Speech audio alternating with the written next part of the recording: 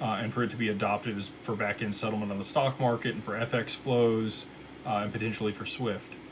There needs to be enough liquidity in the asset for that to take place. And if you don't see, an unreasonable amount of demand on the asset with a constricted supply, you're not going to get that price level.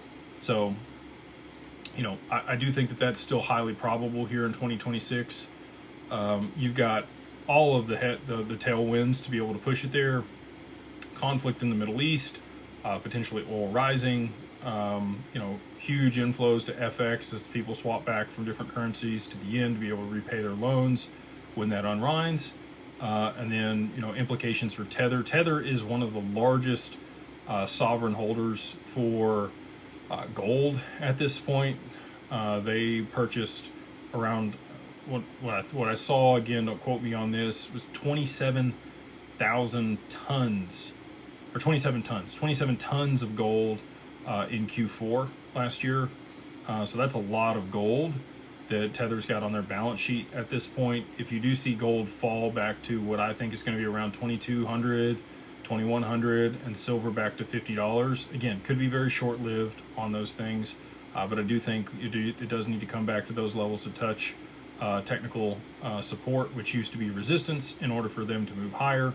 That would absolutely be enough of a move down in gold to cause Tether to have, this person says Tether depegging could cause solvency issues for exchanges.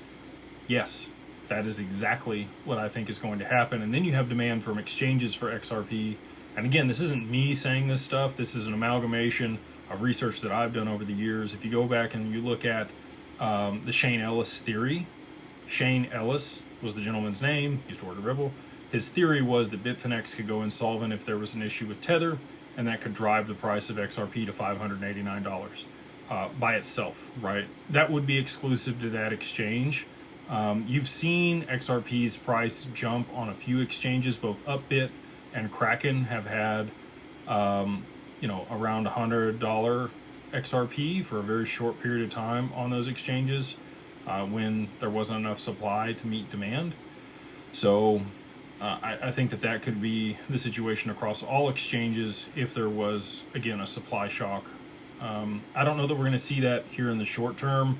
You did have Ripple release its escrow on the 1st, just like it does every month.